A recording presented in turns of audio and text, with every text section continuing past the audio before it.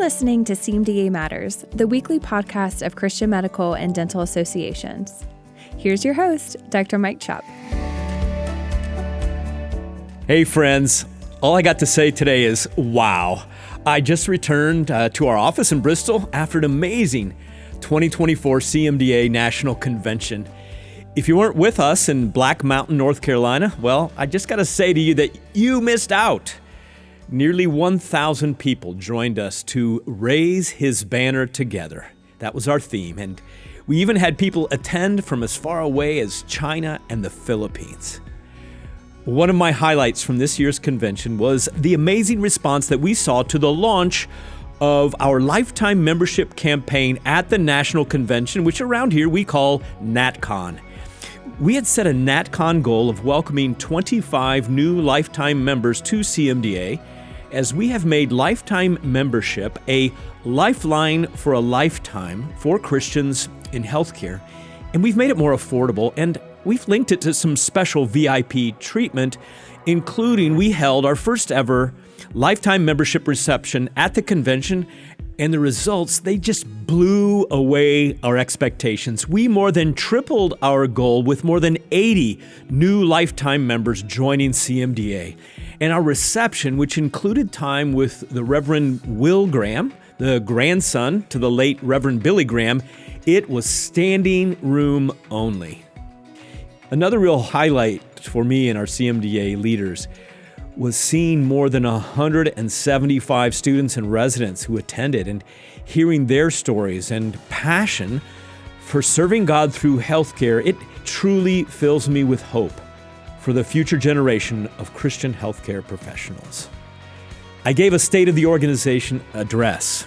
I shared how your generosity this year has been so critical, and it has empowered CMDA's diverse ministries to have a profound impact, friends.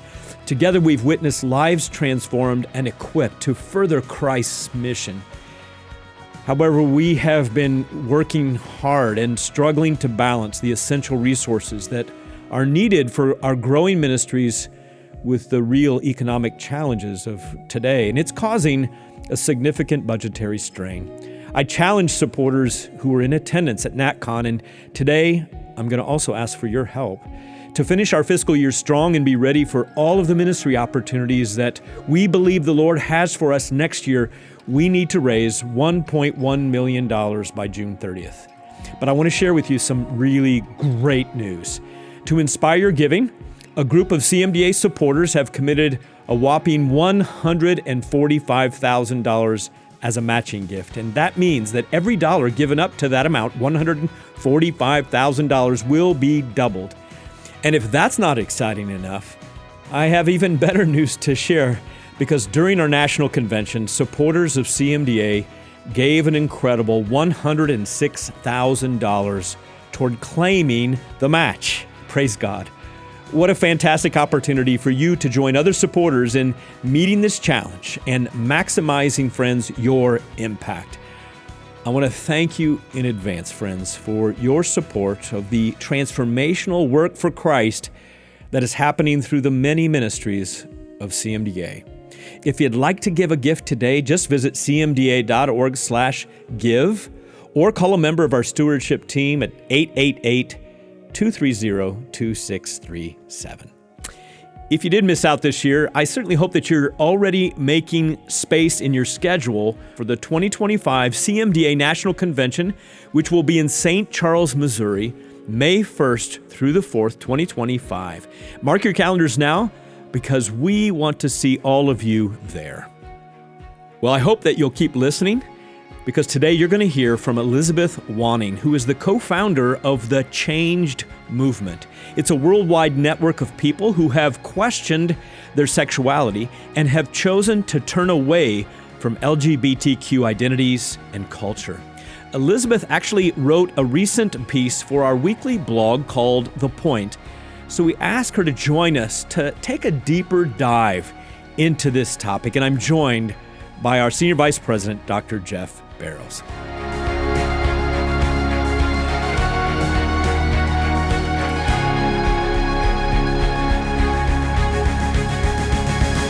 Well, today on CMDA Matters, I have invited our advocacy chief, Senior Vice President Dr. Jeff Barrows, because we've got a great advocacy topic today, don't we, Jeff? We do, and one that we're engaged with and at many different levels across the country. So I'm excited to be part of this. So our guest today is Elizabeth Wanning, who is the co-founder and executive director of Advocacy and Government Affairs for the Changed Movement. It's a worldwide network of people who have questioned or are currently questioning their sexuality, and they've chosen to navigate away from an LGBTQ identity. And Change was birthed out of a successful campaign against a California consumer fraud bill way back a few years ago, which was AB 2943, that limited First Amendment rights in the name of anti-LGBTQ discrimination. Elizabeth, thank you for joining Jeff and I today on CMDA Matters. Thank you very much. It's really a privilege. Thanks. Would you tell our listeners just briefly this history of how you came to found the Change Movement? And I neglected in your intro to say that just a couple of weeks ago, you published in our Point blog an article that was entitled LGBTQIA and the Political Divide. So our listeners, we're going to have show notes today to point people to that article, but that's going to be our focus today, is that article and its title. So tell us about the Changed Movement and how you got here. Thanks. Yeah. So as you mentioned, I'm co-founder of Changed. The other co-founder and I, Ken Williams, and I both have LGBT in our past. And so around 2016, we decided that we would form a ministry here in California that would walk with people who were leaving LGBT culture to pursue Christ according to a biblical sexual ethic. And part of our heart was to equip churches to provide spaces for discipleship for this group of people, to learn better what the experience was like, to kind of demystify the LGBT experience in a way, and then to walk with families and loved ones of people who are in the gay community. Well, probably about a year after we had gotten started with that ministry, then California legislators tried to pass a consumer fraud bill. And that consumer fraud bill, AB 2943, essentially it said, since we know sexual orientation cannot change, any suggestion that it can or that it should be considered fraud. So any place where there was an exchange of money should be banned. And so that meant that, for example, if we wanted to hold a conference and charge a fee, talking about our stories and our life experiences, then that would be considered fraud in the state. Or like Ken, he recently published his memoir, we wouldn't have been able to sell that in the state of California. And so we saw this as a pretty major threat to our ministry, and started showing up at the Capitol. And really, I think maybe the first time that we showed up, we were thrust into a press conference. And so from kind of the get-go, we were cast into the public scene where we had to talk publicly about our backgrounds. And as we did, we realized that people looked at us like we had three heads. Like I remember being in the Assembly Judicial Committee hearing and very vulnerably telling about our backgrounds and how our faith in Christ had moved us not just away from the gay community, but also it impacted our sexual feelings. So that, for example, Ken, he's been married to his wife, I think, since 2006, and they have 4 kids together. And my husband and I have been married a little bit longer than that. They thought we were ridiculous, or it seemed like it. And so we started calling all our friends. And we put together a book that we called Provocatively Changed. So our ministry started being called Equipped to Love. But then we published this book, Changed. And we called it Changed. We just wanted to be provocative. We weren't trying to create an organization named Changed. This is the most succinct way to make our point. And the book just has testimonies in it, very short, like 400-word testimonies with a picture. And we miraculously got that printed in about 6 weeks, and we took it to the Capitol in time for the Senate judiciary hearing and passed it out to senators and talked about our backgrounds. We did a rally on the Capitol steps, and 30 of us shared our stories. And that rally, it was about 2.5 hours of live stream testimony of people who had left LGBT.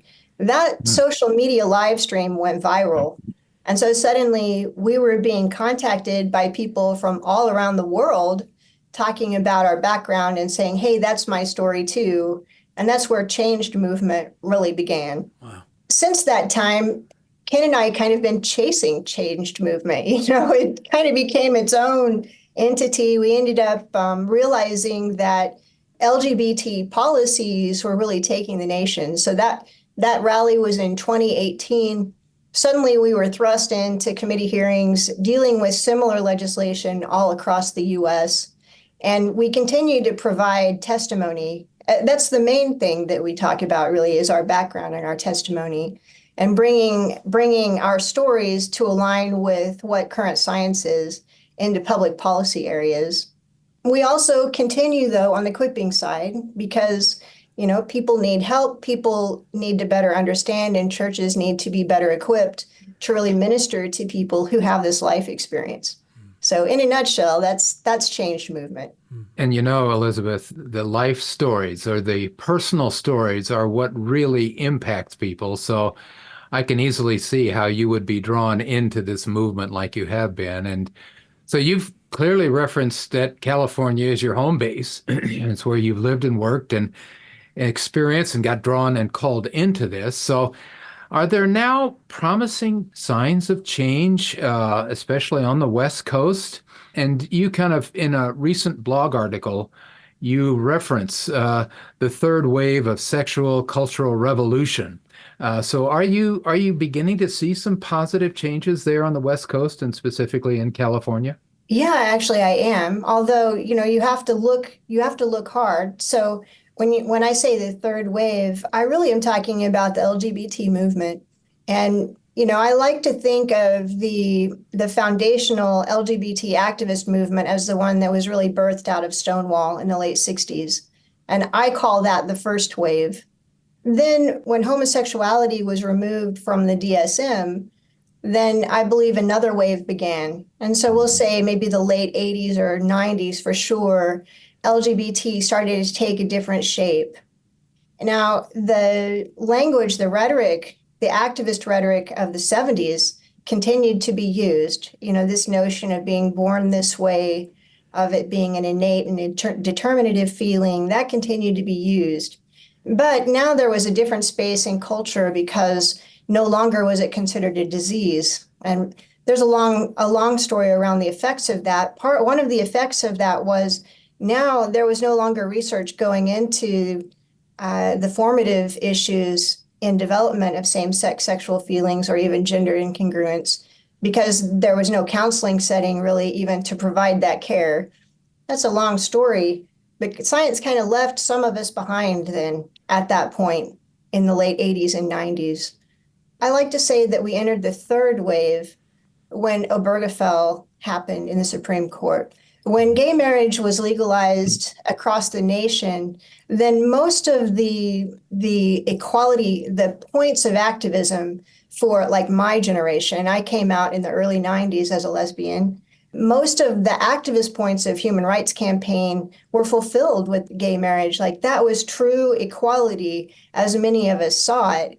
In fact, earlier this year, I was on the East Coast at the Heritage Center, and an LGBT activist who is moderate looking at the gender ideology movement, she even said, we should have stopped there. Because what has happened in this next wave, so almost immediately after the gain of Obergefell, then Caitlyn Jenner came on the scene, and her story was published in Vanity Fair, and now this transgender movement has emerged. And it really has very different characteristics than the first two waves. The activist rhetoric has changed. It's more a gender ideology, gender fluidity issue. So really, the trans ideology opposes LGBT ideology in many ways. I consider them all highly dissociative.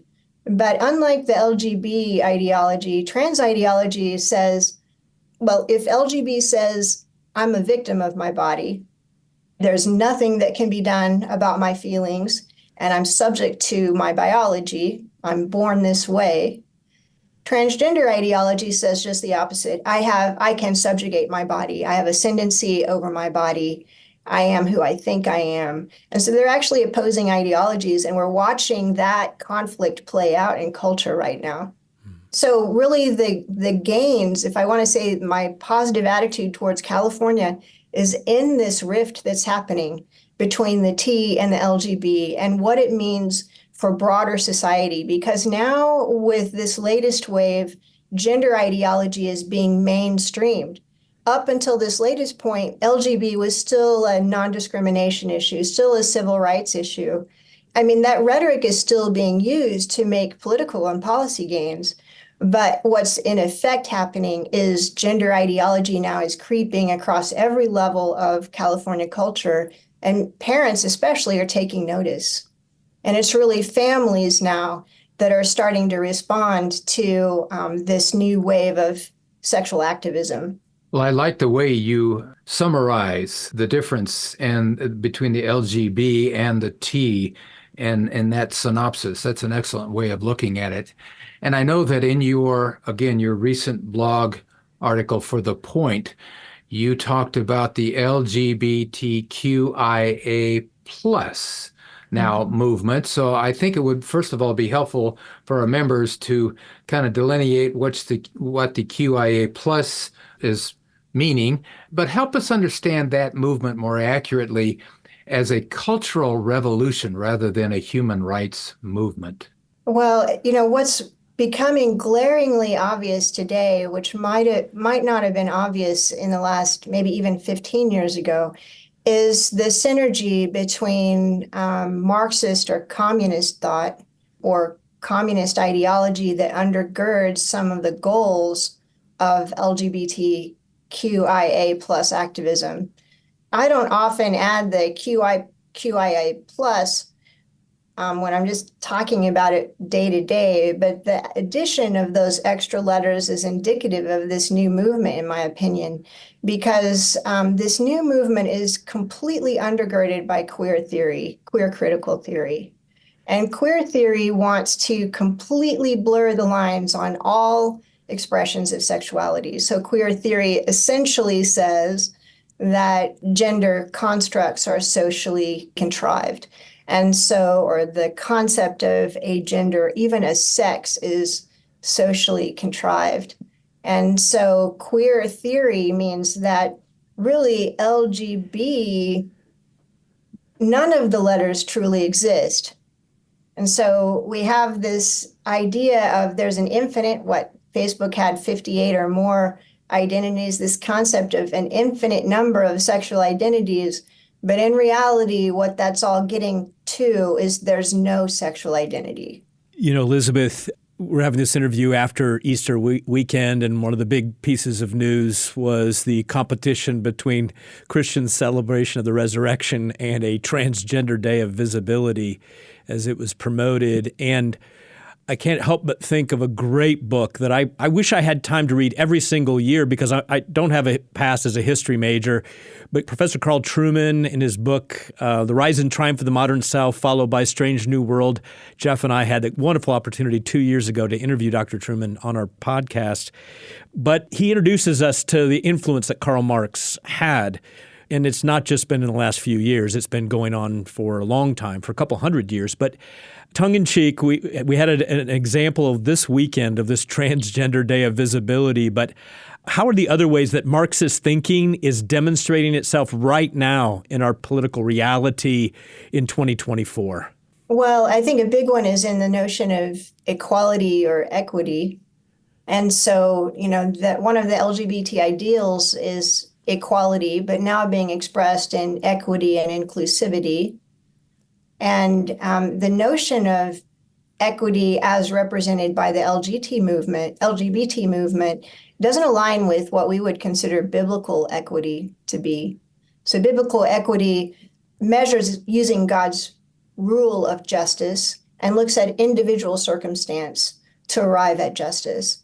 And the equity movement that's represented by LGBT really wants to blur the lines between all distinctions among cultures so that No merit can be elevated above another.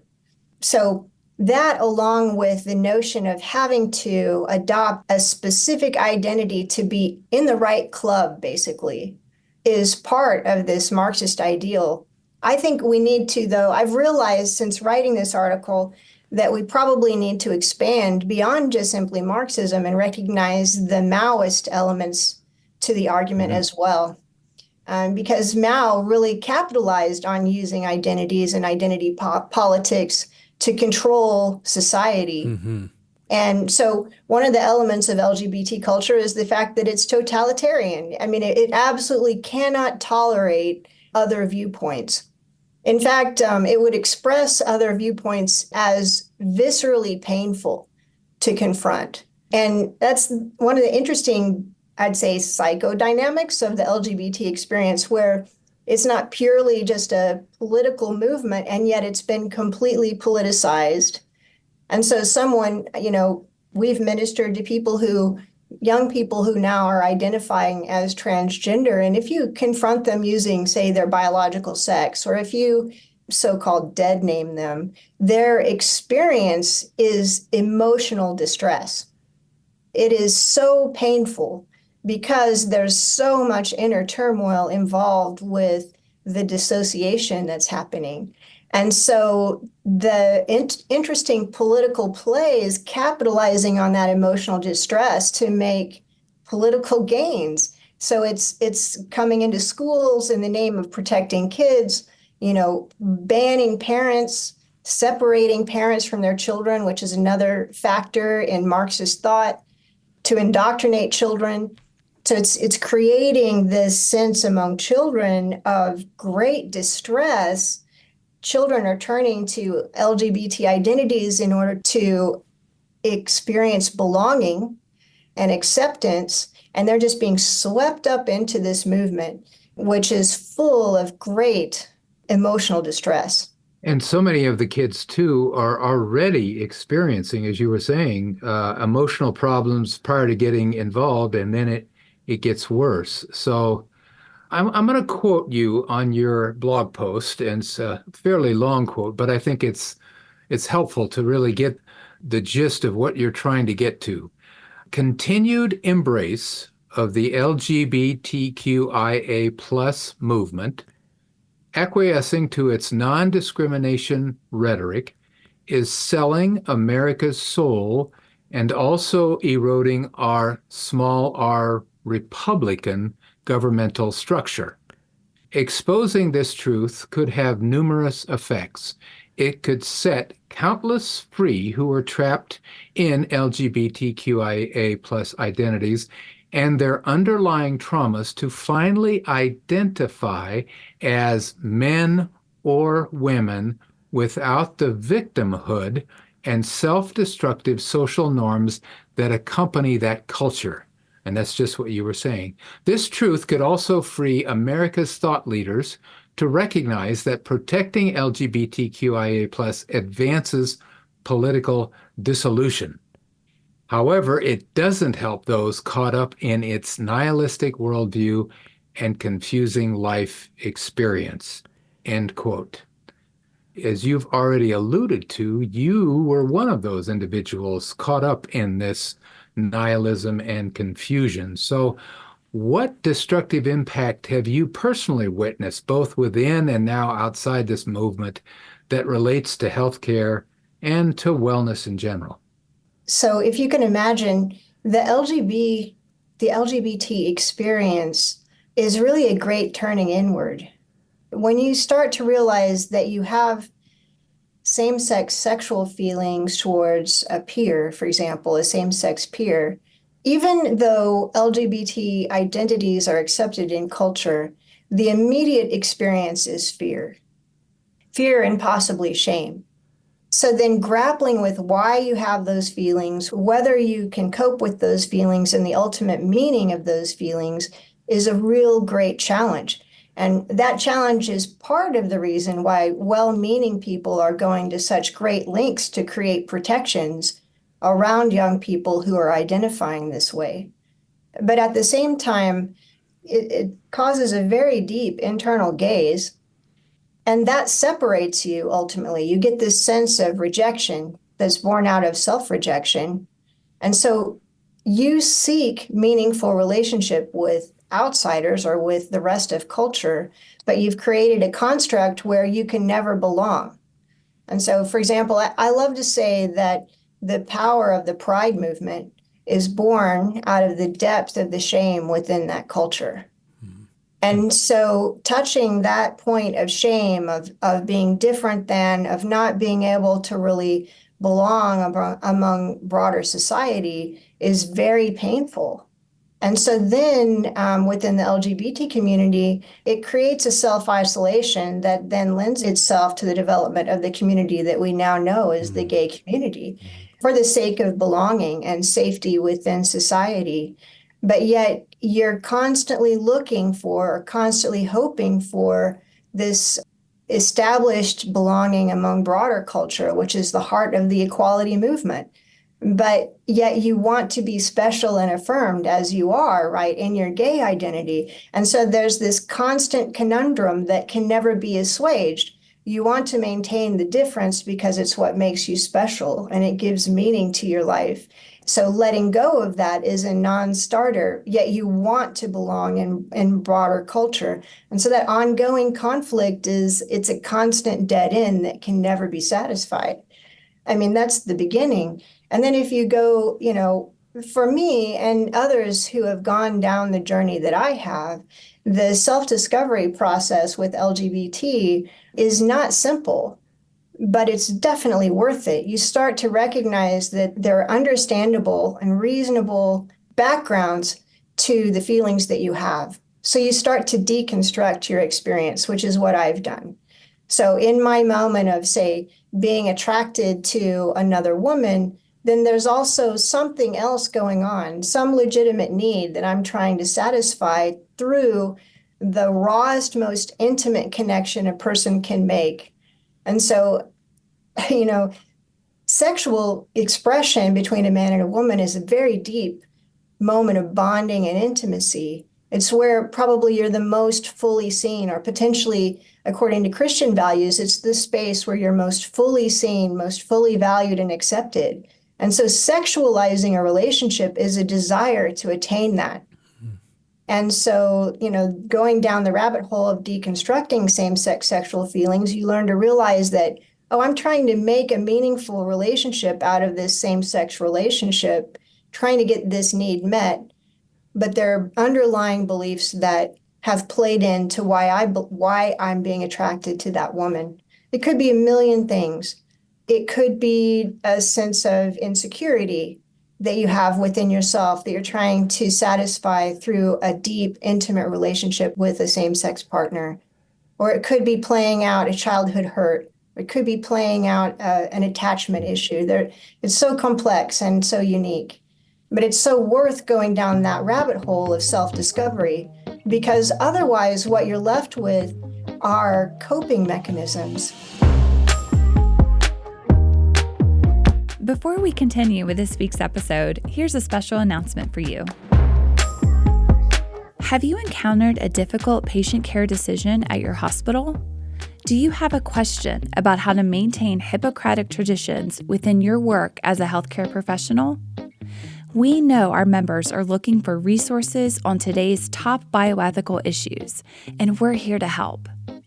CMDA's Ethics Hotline is an on-call program assisting members who are facing these difficult patient care decisions or questions. The hotline is provided by a panel of Christian ethicists who also formulate CMDA's ethical position statements that are based on scientific, moral, and biblical principles. You can reach the hotline by calling 423-844-1000 or by visiting cmda.org/ethics. Here at CMDA, we are often called on by the national media to provide expert media interviews and perspectives on topics like abortion, transgender, assisted suicide, and more. From congressional testimony to network television, God continues to open doors for CMDA to amplify the voice of Christian healthcare professionals on the critical life issues of our day. And we need more experts just like you to help. Will you consider joining us at this year's Voice of CMDA Media Training to learn how you can become a media expert in your field? This 2-day conference on August 9th and 10th, 2024, will teach you how to be a CMDA media representative. We will explore how advocacy and media work hand in hand together to prepare you to use your media skills and testify in your state legislature. For more information and to register, visit cmda.org/events. Let's jump right back into this week's episode. I think I like to talk about my friend David, who he was molested by distant family members for years, upwards of 10 years, starting as a very young child. Now, I'm saying this not to say that all LGBT identifying people have been sexually abused. I'm not saying that. I'm just saying, here's an example. So he was molested and then began, of course, questioning his sexuality. So because he was molested by a man at such a young age, his only context for sexual behavior was within a same-sex sexual setting. He didn't get to go through the discovery process of puberty. It was imposed on him. So then, as he was questioning whether he wanted to embrace gay identity, he didn't feel like he wanted to do that. It had many, it has implications. And so he started seeing a counselor. And that counselor helped him to understand that he had been sexually abused. Because up to that point, he had never believed or never understood that what had happened to him as a young child was molestation. In his family, it was categorized as sex play. And so if he had not gone through counseling to really address the molestation factors and the issues and how it impacted his life, and he had embraced same-sex sexuality, then in the behaviors of expressing same-sex sexuality, he would just be repeating the trauma over and over and over that he had experienced through a man. And that kind of, repeat to get resolution of trauma, most doctors should be familiar with. And yet the LGBT culture, that community is not being allowed to deconstruct those experiences. It's becoming increasingly, in fact, forbidden to deconstruct those experiences to find resolution. Well, Elizabeth, this is the first time I've heard it explained that shame and dealing with shame is the unifying factor for all those letters in the alphabet in the LGBTQIA movement. So thank you for explaining that. And clearly, as followers of Christ, we have an amazing example in the gospel of Jesus dealing with shame and sexual sin in John 4 and the woman at the well and how he accepts her. And so I think theologians, the evangelical church, knowing this, has wanted to deal with that shame and wanted to accept folks with this identity in our culture today. And yet there has been developed what I would say is syncretism with our culture. And with my African missionary context, that I became familiar with syncretism and secular religious way in which Christians in Africa adopt other things from other pagan background. But it seems to me that there's also syncretism that's happening today in the evangelical church. So what are those things that you see? Because I'm aware that you are trying to tackle and speak out against church leaders, theologians who are messing up what the Bible has to say, what the biblical truth about sexuality. One of the unrecognized fault lines with this issue, because this is a really important issue. On the one hand, we have the deep need to care for and embrace people with this life experience.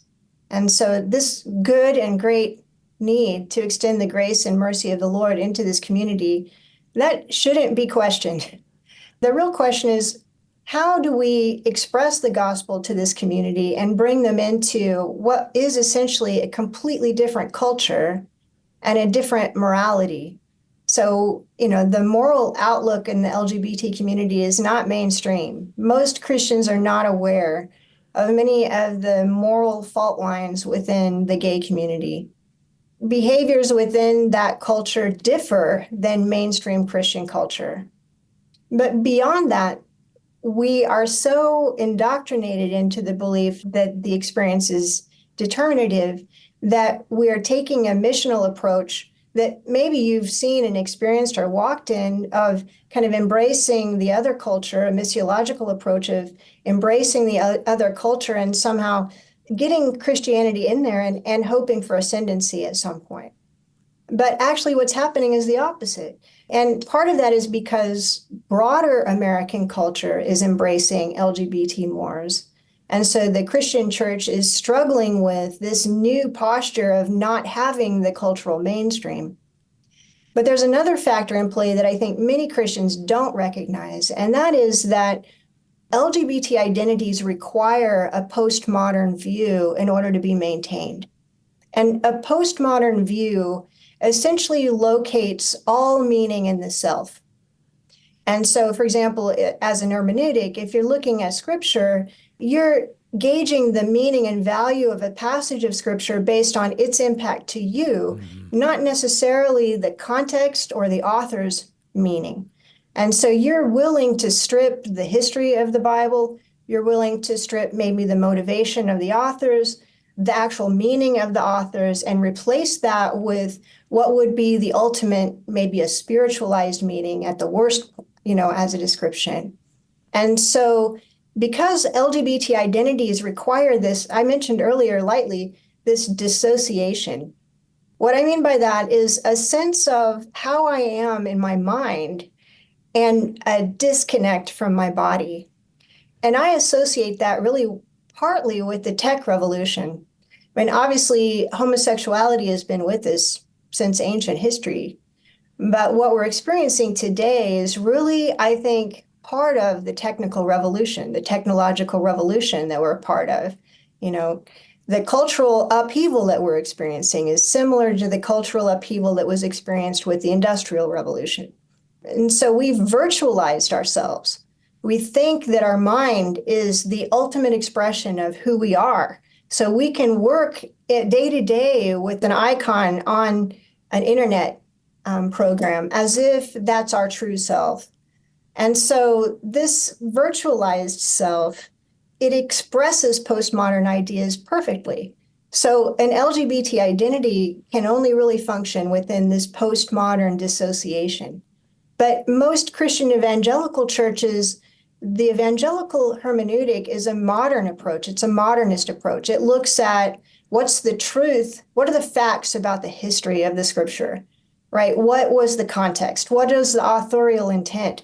And so when LGBT hits evangelical hermeneutics, there's an impasse. And so, meanwhile, the evangelical church is trying to say, no, the truth is X, Y, or Z, but yet they're trying to embrace the LGBT identity. And this is oil and water. It's just not possible.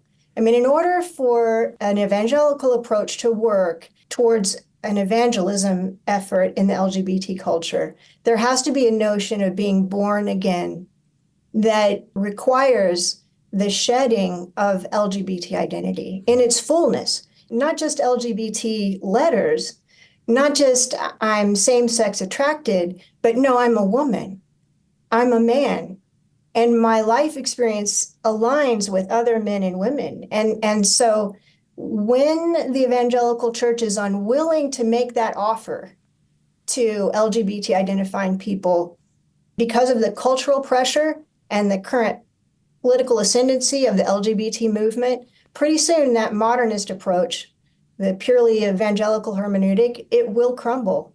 And we've watched it crumble. All the mainstream denominational churches have crumbled. And faith cannot be maintained. Christian faith cannot be maintained without the full history of Christianity, without the full breadth of understanding of the Bible. And so once you start to say that my opinion of what the scripture says is the priority, then you're no longer walking in faith. And so Christians can't worship a God that's that subjective. And so the mainstream denominations are losing members. And this will happen in any church who lets go of the truth of scripture the inerrancy of Scripture, the history of the Christian church, the creedal statements. And so we have to be very cautious, I think, in this hour in how we express the gospel to the gay community and what we make as an offer. The offer is, be born again into a new creation reality. Come into union with Christ. Be renewed in your mind. Be redeemed from the sin of the past and enter into the hope of the future. It's interesting how it all goes back to the words that Jesus said to Nicodemus that night when he came. Early on, you have to be born again. So excellent. I know that you have, in the last couple of years, kind of changed your focus a little bit to work with detransitioners and those that have identified as transgender and then are going back to recognizing their biologic sex identity. And you and I have corresponded on a number of occasions. We're trying to put together a detransitioner healthcare network. We've got maybe a handful of healthcare physicians, healthcare practitioners that are willing to be part of this.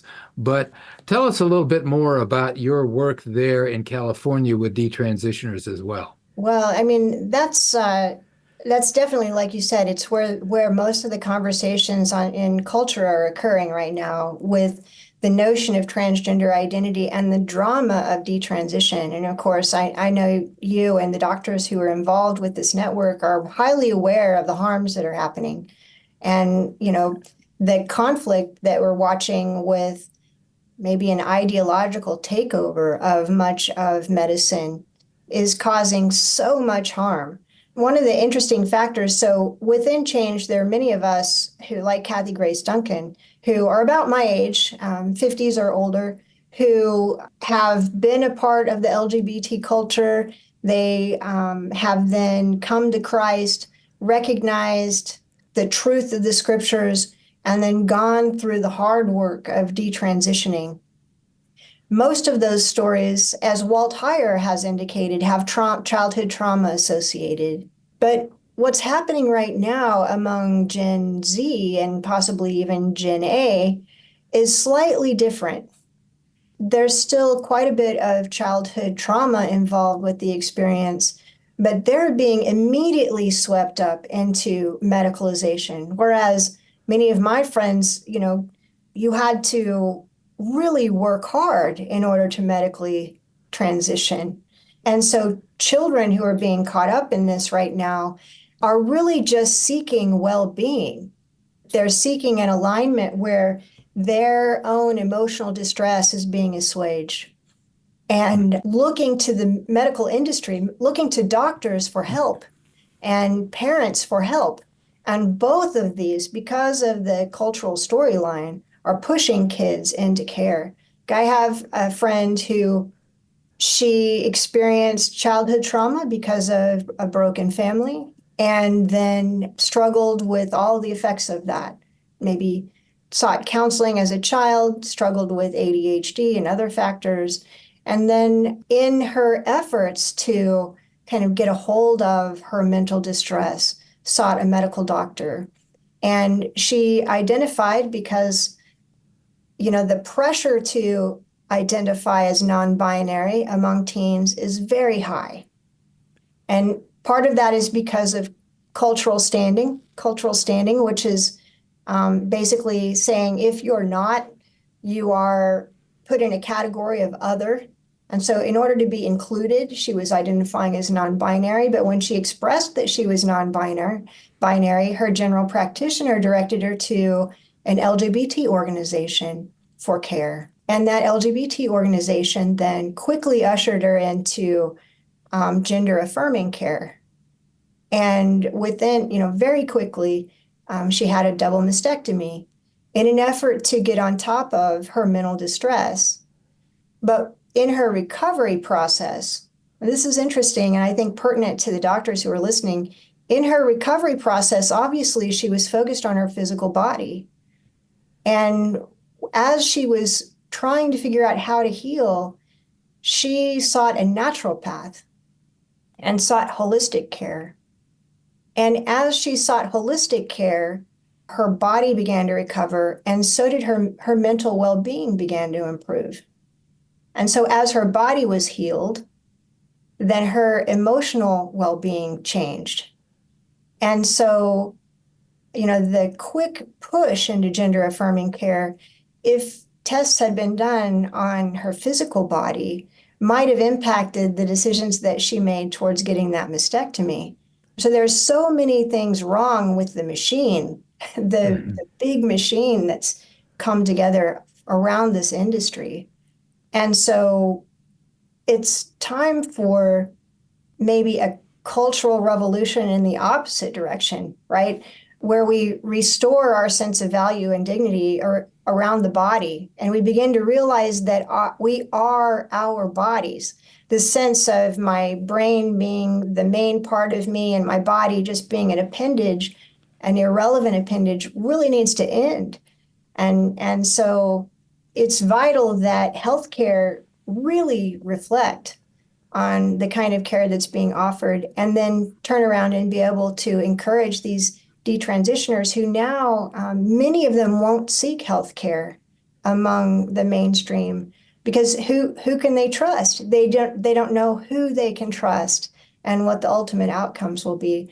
So like your initiative to offer care has never been more important than it is now, and it's going to continue to be important. Well, I want to commend the blog article that you wrote for us at CMDA, Elizabeth, and you finished that blog article up by mentioning Alexander Solzhenitsyn's very famous essay, Live Not by Lies. And I've heard various leaders, cultural leaders, worldview leaders talk about it, like John Stonestreet and others. And I've never read it until I clicked on that hyperlink there in your article and read it. And I was like, wow, I was blown away by this article. I think Rod Dreher, Jeff was sharing with me, has written a book maybe with that title. And Jeff read a long quote. I'm going to read just a brief comment from that essay that Solzhenitsyn says. He says, "It will not be an easy path, friends, perhaps, but it is the easiest among those that lie before us. Not an easy choice for the body." And this is not living by lies, by the way, "but the only one for the soul. Not an easy path, but then we already have among us people, dozens even, who have for years abided by all these rules, who live by the truth. And so," he's speaking to his fellow Russians, "we need not be the first to set out on this path. Ours is but to join. The more of us set out together, the thicker our ranks, the easier and shorter will this path be for us all. If we become thousands, they will not cope. They will not be able to touch us. If we grow to tens of thousands, we will not recognize our country." Wow. Thank you for sharing that. I think I'm going to read it a couple, 3 times to really grasp and maybe memorize some of these sections. But I just can't help but think about the massive detour, Elizabeth, that our profession has been taken on. I was at a major teaching university last fall, and I was hosted by a pediatrician in a state where it was the legislators who banned any puberty blockers and gender affirmation, so-called surgery. So that department had vamoose. They went to another state to practice. And I asked this doc, did anyone, before this happened, had anyone called into question whether or not this was indicated and what were the results? And he said to me, "Mike, none of us felt comfortable. We knew we would probably lose our jobs because of the department head if we asked those critical questions." It makes me think of this essay, Elizabeth, how Solzhenitsyn's saying, if we just join with the people who are standing up, we will make a difference. Could you take us home across the finish line today? Some final comments on how Christians who are healthcare professionals can avoid living by lies right now in our cultural moment. Well, I mean, surely it begins with knowing the truth and following there's so much new evidence that's just pouring in, so many studies that are really important to know what the truth is regarding gender identity and gender affirmative procedures. But then I think it's so vital to put yourself in the space of standing before the Lord and becoming accountable in that realm. Like when Ken and I ended up in Sacramento years ago, and we're sharing our testimonies in the midst of an arena that was highly antagonistic towards our message, I couldn't help but think am I in this space going to deny Christ? And I measured against the importance of me standing up in that moment. Well, maybe it was important for me to make that political stance.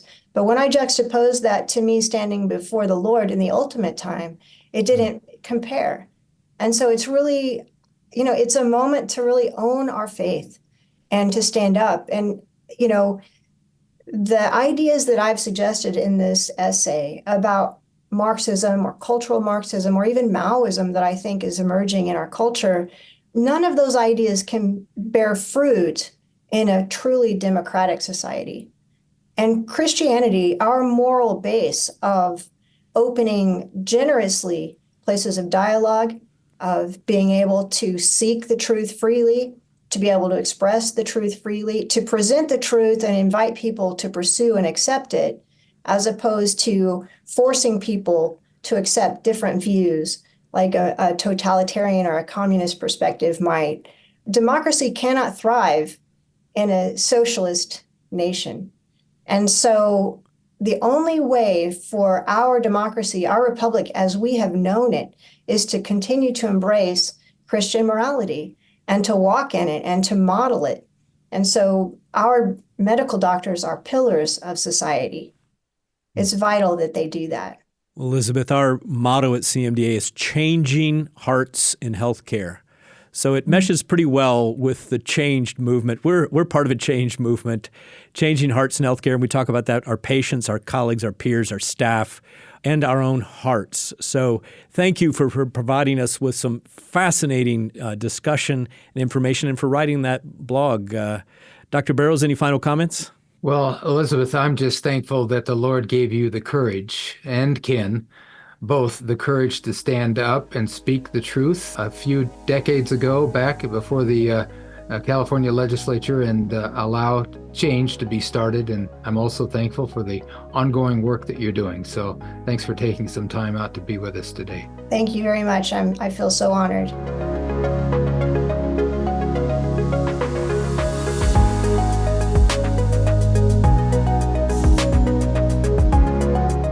I am so glad that Elizabeth reached out to us and that we were able to publish her article on CMDA's The Point just a few weeks back.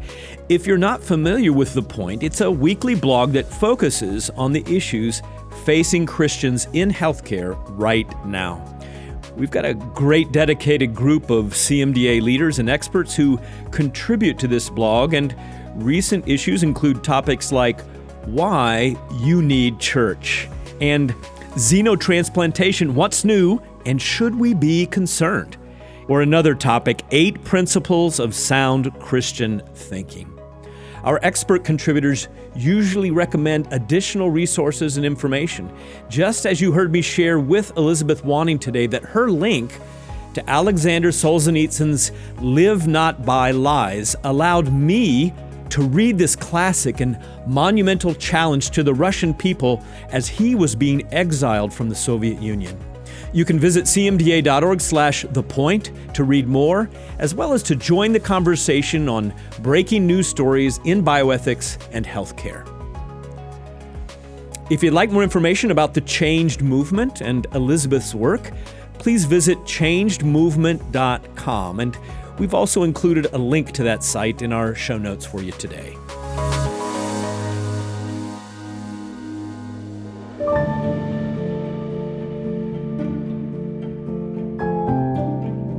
I really enjoyed hearing about the background of the Changed Movement and how it was birthed out of a response to legislation that was proposed in the California State Legislature. It reminded me of the importance of standing up and speaking out in our local communities and in our state governments. That is why CMDA's state advocacy efforts are so vital and important as we seek to protect the vulnerable through the various legislative systems in our states. To learn more about how you can meet with legislators, submit written testimony on bills, and even testify in person to make a difference in your state, just visit cmda.org/advocacy. By the way, CMDA's advocacy team recently started a new podcast called the voice of advocacy. It's a monthly podcast hosted by my co-host today, CMDA Senior Vice President of Bioethics, Dr. Jeff Barrows. That podcast features members of the advocacy team and many different special guests. You can listen to learn more about CMDA advocacy's grassroots efforts at both the state and the federal levels. Also legal and legislative victories, plus how you can be involved in achieving justice for the most vulnerable. To start listening, just visit cmda.org/advocacy.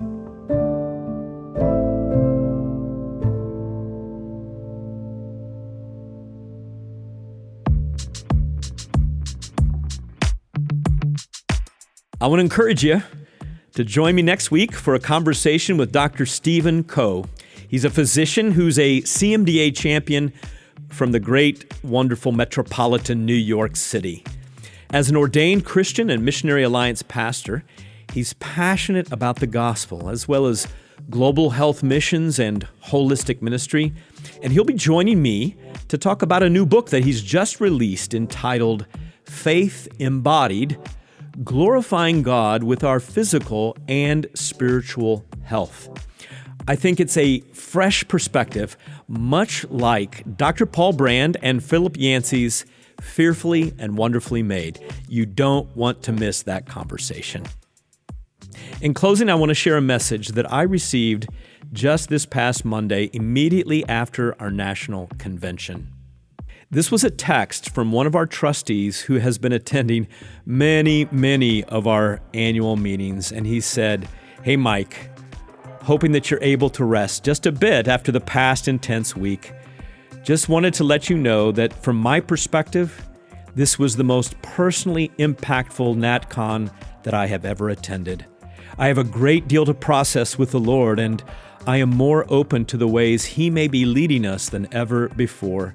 My wife mentioned very similar things going on in her heart. There is some sorrow, of course, with some life changes that are happening for us, but I know that He is in it, just as He has been in the many events of the past few years. Please pass our thanks to the CMDA staff for the yeoman's work behind the scenes to make this NatCon a blessing to all." Friends, we strive at CMDA to be a lifeline for a lifetime, in order that Christ followers like you or your family members who feel a sacred call to make medicine or dentistry, healthcare administration, physical therapy, nursing, optometry, and many other disciplines I don't have time to list right now, but to make that career a ministry, that those healthcare professionals will be educated and encouraged and equipped to glorify God throughout their careers, bringing the hope and healing of Jesus Christ to our world. That's what matters to CMDA, friends, and CMDA matters. We'll see you next week with Dr. Stephen Coe, God willing.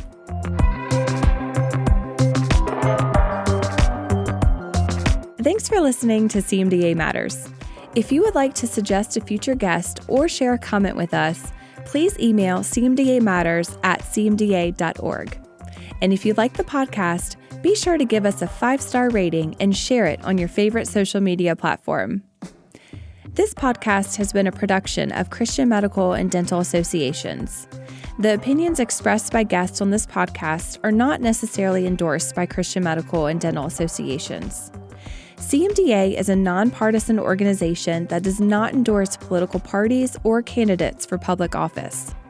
The views expressed on this podcast reflect judgments regarding principles and values held by CMDA and its members, and are not intended to imply endorsement of any political party or candidate.